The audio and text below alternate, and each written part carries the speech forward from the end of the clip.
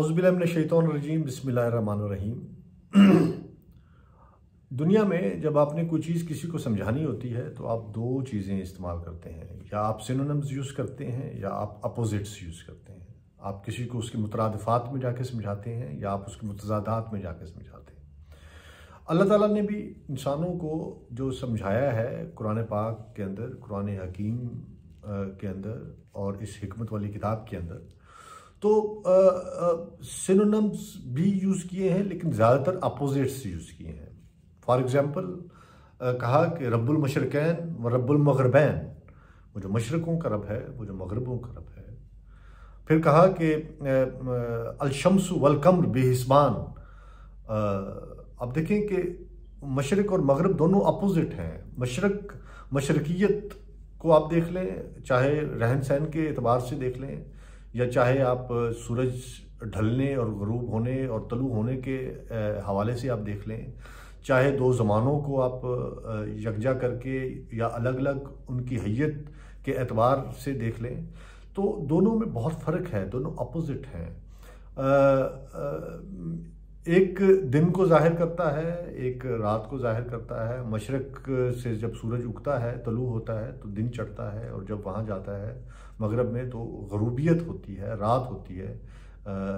लिहाजा ये दोनों एक दूसरे के अपोजिट हैं। कहा अल-शम्सु वल क़मर बिहिस्बान, कि मैंने तुम्हारे लिए शम्स और कमर पैदा किए ताकि तुम हिसाब किताब कर सको। अब ये जो हिसाब किताब है, हिसाब किताब उन महीनों का हिसाब किताब है जो शमसी महीने हैं या कमरी महीने हैं।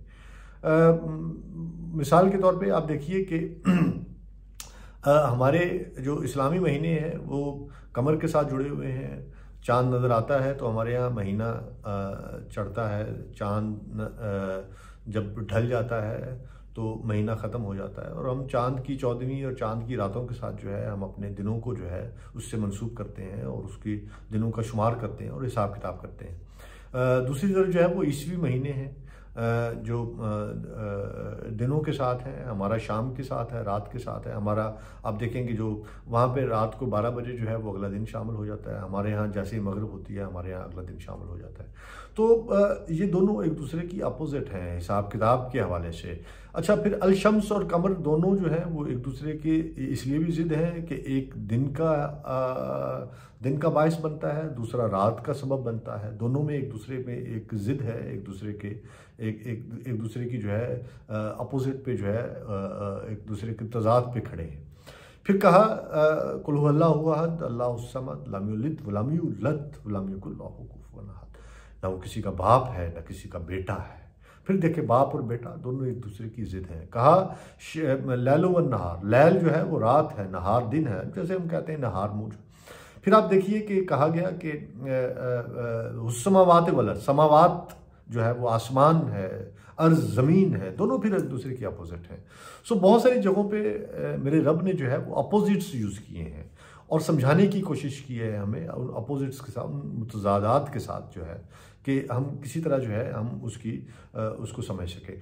जब आपने किसी को कोई चीज़ समझानी होती है, बतानी होती है, या आप उसके सिनोनिम्स यूज़ करते हैं, जैसे मैंने पहले कहा, या आप मुझे अगर दिन बताना है तो आप एक रोशनी का एक बल्ब जलाएं और कहें कैसे लाखों करोड़ों अरबों खरबों बल्ब जो है वो अगर इकट्ठे हों और एक एनर्जी पैदा हो, और तो एक दिन होता है, एक सूरज होता है, और वो पूरा जो है, या कहें कि ये दिन है, इसको हम ढांप देंगे तो रात हो जाएगी।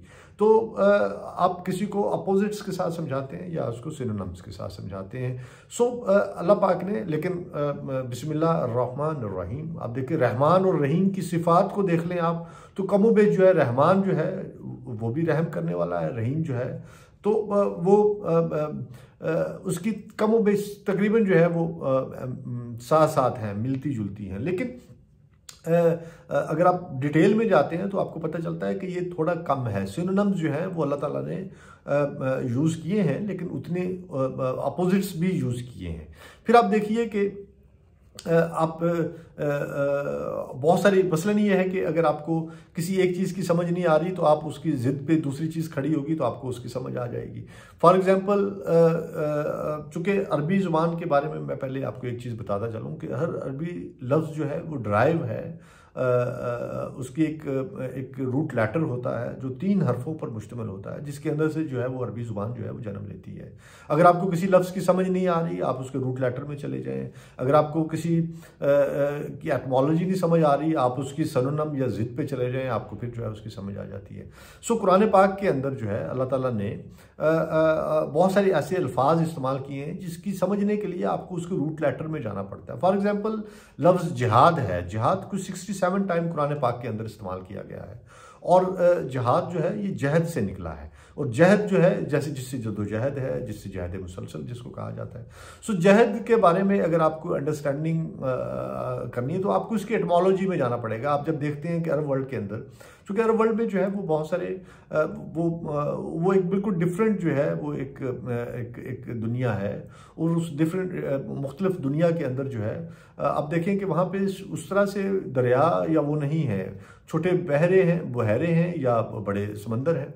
तो वहाँ पे जब कोई छोटे मोटे उनके अंदर जो तैर रहा होता है, तो तैराकी जो है उसके लिए आपको पता है स्विमिंग जो है या तैराकी जो है उसके लिए बड़ी बुनियादी चीज़ है कि आपका फोकस होना पड़ता है। आपको जो है आपके सामने मंजिल होती है, आप डिटरमिन होते हैं, आपका पूरा जिस्म जो है, आपके पाँव आप उसको ऊपर नीचे मार रहे होते हैं। उसकी वजह यह है कि पाँव जो है वो आपको बचाते हैं डूबने से, आपको नीचे जाने से आपको जो है वो रोकते हैं, और आप हाथों से पानी को पीछे की तरफ धकेलते हैं और आप आगे की तरफ बढ़ते हैं। जो 2 अमल जो है आपके जिस्म करता है, और आपका फोकस जो है दिमाग का वो सामने अपनी मंजिल की तरफ होता है या उस रास्ते पे होता है, उस जगह पे होता है जहां पे आपने पहुंचना होता है। सो अरबी वर्ल्ड के अंदर कहते हैं कि ये जहद कर रहा है। अब आप सोचें कि जहद जो है, जिहाद जो है वो कताल के मायनों में हर जगह पे नहीं लिया गया, लेकिन बहुत सारी जगहों पे जो है वो कताल के मायनों में इस्तेमाल भी हुआ है। लेकिन ये हमें अलग अलग करके देखना होगा। जहाँ पे जिहाद फिर नफ्स है, तो फिर अगर नफ्स जो है कुल्लु नफ्सिन ज़ायक़तुल मौत, और नफ्स को अगर हम ये समझें कि एक इंसान है, एक ज़ीरू से उसको जो है तशबीह दें, तो फिर ये हरगिज़ इसका मतलब ये नहीं कि आप अपने नफ्स को कत्ल कर दें या उसके खिलाफ जिहाद करें तो आप खुदा न खास्ता कताल करना शुरू कर दें अपना ही। तो उसको थोड़े से उसके मायने हैं, फिर आपको समझना है कि आपके नफ्स कौन कौन से हैं और जिहाद की क्या है, कि आपको उसकी जो है एटमोलॉजी को आपको अंडरस्टैंड करके जो है वो फिर आपको जो है उसको समझना पड़ेगा। फिर इसी तरह देखें, जैसे कहा गया कि सलात जो है एक लफ्ज़ है, बहुत दफ़ा जो है वो कुरान पाक के अंदर जो है वाक़िमुस्सलात वातुज़्ज़कात बहुत दफ़ा जो है वो इस्तेमाल हुआ। सलात जो है, सलात का मतलब जो है सलात सल्लू से निकला है, स्वाद लाम वाव सल्लु अलैहि जिसको कहते हैं, जिसमें इस्तेमाल होता है। तो आप देखें कि सल्लू का मतलब है टू फॉलो, और ये जो अरब वर्ल्ड के अंदर जो है इसकी एटमोलॉजी कुछ इस तरह है कि अरब वर्ल्ड के अंदर जो है जब घोड़े एक दूसरे के पीछे भागते हैं, एक दूसरे को जो है वो फॉलो करते हैं, उसके जो स्टेप्स होते हैं उसके पाँव के निशानात के ऊपर, टापों के निशान के ऊपर जब एक दूसरे को फॉलो करते हैं, तो वो कह रहे हैं कि ये सल्लू कर रहे हैं। और फिर आप देखिए कि ज़कात जो है, ज़कात ज़का से निकला। जैसे हमारे यहाँ ज़का अशरफ साहब थे, या बहुत सारे नाम में ज़का यूज़ होता है, ज़काउल्लाह है, या इसी तरह जो ज़का जो है, ये ज़कात का जो रूट लेटर है वो ज़का है, और ज़का का मतलब है प्योरीफाई करना, आप किसी चीज़ को प्योरीफाई करें। अच्छा, इसका मतलब है कि ज़कात जो है अगर प्योरीफिकेशन है तो फिर प्योरीफिकेशन किस किस चीज़ की है, फिर आपकी जान की भी है, आपके माल की भी है, आपके नफ्स की भी है, आपकी औलाद की भी है, आपकी हर उस चीज़ की है जिसका हिसाब किताब आपसे हो सकता है। सो प्योरीफिकेशन आपको करनी पड़ेगी।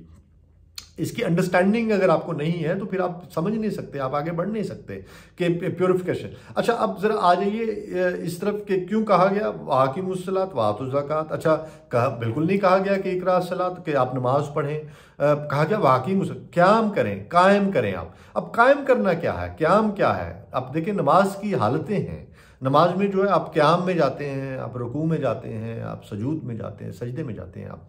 तो क़याम जो है वो खड़ा होना है, जिसमें आप जो है आप खड़े हो जाते हैं। कहा वाक़िमुस्सलात, और खड़े हो जाओ और फॉलो करो, सल्लू करो उसको जो है, कायम हो जाओ, खड़े हो जाओ और सल्लू करो। सल्लू किसको करो? नबी करीम सल्लल्लाहु अलैहि वसल्लम को, कि जो वो करते हैं वो करो।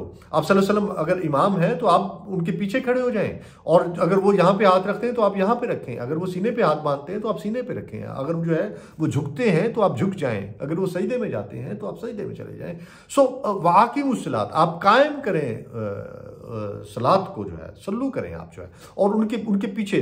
और ये सिर्फ जो है, ये इसका मतलब सिर्फ ये नहीं है ये ज़हन में रखें कि आपने महज नमाज पढ़ ली और आपने काम पूरा कर दिया, ऐसा नहीं है। इसका मतलब ये भी आता है कि जो मेरा नबी करता है वो तुम करो। अगर वो जो है वो अगर खड़े हो जाते हैं कहीं पे तो फिर और आप देखें कि उन्होंने एफआई अहद जो है वो जिस तरह से निभाया, अगर किसी ने खड़ा किया 4 दिन खड़े रहे तो फिर आपको भी जो अपना एफआई अहद निभाना है। अगर वो जो है वो अगर सच बोलते हैं और वो तोलते हुए जो है वो ये कह देते हैं कि ये गीली गंदम है और ये सूखी गंदम है और इसका रेट इसलिए कम है कि ये जो है ये गीली है और ये ज़्यादा तुलती है और इसलिए जो है मैंने इसका रेट कम कर दिया, और ये सूखी है और ये ज़्यादा, तो आप जो है आप समझें कि उन्होंने कितनी ईमानदारी से जो है वो, तो फिर आपको ईमानदार होना पड़ेगा, फिर आपको जो है आपको जो है आपको रहम दिल होना पड़ेगा, आपको जो है आपको हर वो चीज़ जो है जो असलूब जो मेरे नबी करीम सल्लल्लाहु अलैहि वसल्लम ने जो अपनाई है आपको अपनानी पड़ेगी।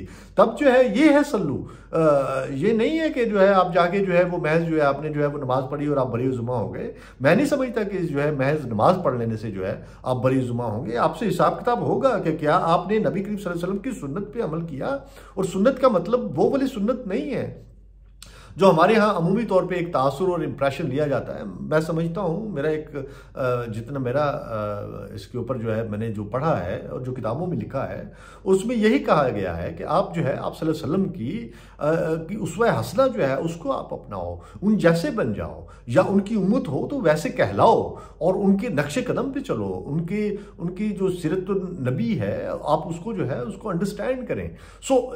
इसकी अंडरस्टैंडिंग आपको बड़ी ज़रूरी है कि ये क्या है, ये कायम करना सल्लू करना जो है, और प्योरीफाई करो अपने नफ्स को, अपने माल को, अपनी जान को, उसमें से हिस्सा दो, शेयर दो। जो नबी कहता है उसके हिसाब से जो है वो आप वैसे ही करो। जो कह दिया गया, जो कुरान के अंदर कह दिया गया है आप उसके हिसाब से जो है आप प्योरीफाई करते चले जाएं, आप उसको जो है खालिस करते चले जाएं। वरना ना खालिस आपका दिमाग है। अगर आप किसी से बात करते हैं, किसी को इल्म देते हैं, किसी की जो है मदद करते हैं तो आपने प्योरीफाई किया है अपने आप को। सो प्योरिफिकेशन का मतलब से ये नहीं है कि हम जो है हमने नमाज पढ़ ली है, वाक़ई मुसला जो कि कहा गया, हमने नमाज पढ़ ली है, अब हमने ज़कात दे दी और अब हम बरीजुमा हो गए। बिल्कुल भी नहीं। आपकी प्योरिफिकेशन बहुत सारी और चीज़ों की भी प्योरिफिकेशन जो है वो आपसे पूछी जा सकती है। अगर आप ये देखें कि इस सारे उसके अंदर जो है बहुत सारे जो इंटरप्रिटेशन के मसाइल हैं और जो इसकी ट्रांसलेशन के मसाइल हैं ये हम फेस कर रहे हैं। और मेरा ख्याल है कि हमारे उलमा को, हमारे ज़ोमा को इस तरफ भी जो है वो तवज्जो देनी चाहिए कि हम कहीं ऐसा तो नहीं है कि हम उसकी जो है उसकी गलत उसको इंटरप्रेट करके हम महज जो है उसको एक ख़ास हमने मज़हब को जो है वो कैद कर दिया है और उससे हम बाहर निकल के जो है वो देख ही नहीं रहे। सो हमें अपनी आइनकी थोड़ी सी तब्दील करनी पड़ेगी। हमें थोड़ा सा मज़हब को उसकी डेप्थ में जाके जो है वो अंडरस्टैंड करना पड़ेगा। नेक्स्ट टाइम मैं इंशाल्लाह कुछ और अल्फाज लेके आऊँगा कुरान पाक के और उनके एटमोलॉजीज़ के साथ जो है, और बताऊँगा कि वो उसका रूट लेटर क्या है, क्यों कहा गया, उसके पीछे वजूहात क्या हैं, सो दैट कि आपकी अंडरस्टैंडिंग हो। और इस सीरीज़ का शुरू करने का भी मेरा मकसद यही है कि मैं आपको जो है अरबी लफ्ज़ों के बारे में बता सकूं, उसकी एटमोलॉजीज़ जो है उसका वो कहाँ से चला है, उसके पीछे वजूहात क्या थी, क्यों कहा गया जो है, और उसको असल में उसकी रूह क्या, उसकी एसेंस क्या है। देखिए, अगर मेरे रब ने अरबी ज़ुबान का इस्तेमाल किया है और अरबी ज़ुबान का इंतखाब किया है एक बहुत बड़ी किताब जो मेरे रब की किताब है उसको उतारने के लिए, तो फिर इसका मतलब है कि इस ज़ुबान के अंदर बड़ी फसाहत है, बड़ी बलागत है। इस ज़ुबान के अंदर जो है बहुत कुछ कहा जा सकता है और उसके बड़े मायने हैं। सो उन मायनों को समझने के लिए जो है वो मैंने ये सीरीज़ शुरू की है। और इंशाल्लाह मेरी कोशिश होगी कि मैं आपके साथ जो है इसी तरह वो तमाम अल्फाज जो अरबी कुरान पाक के अंदर जो लिखे हुए हैं और उनकी जो है उसकी एसेंस के साथ जो है और उसके रूट लेटर्स के साथ जो है मैं आपके सामने रख सकूँ, आपको बयान कर सकूँ, ताकि इससे आपकी वो गिरें खुल सकें, वो मज़हब की गिरें जो बांध दी गई हैं हम पे जो है और जो हमने खुद बांध रखी हैं अपने ऊपर जो है, हम इन गिरों को खोल के जो है हम असल तक पहुँच सकें, हम सच तक पहुंच सके और उस वजह तक पहुंच सके कि मेरे रब ने जो है वो लफ्ज़ क्यों इस्तेमाल किया है। अगर अल्लाह कोई बात कह रहा है तो फिर उसके पीछे यकीनन कोई ना कोई वजह मौजूद है। इसके साथ मुझे इजाज़त दीजिए। अल्लाह हाफिज़।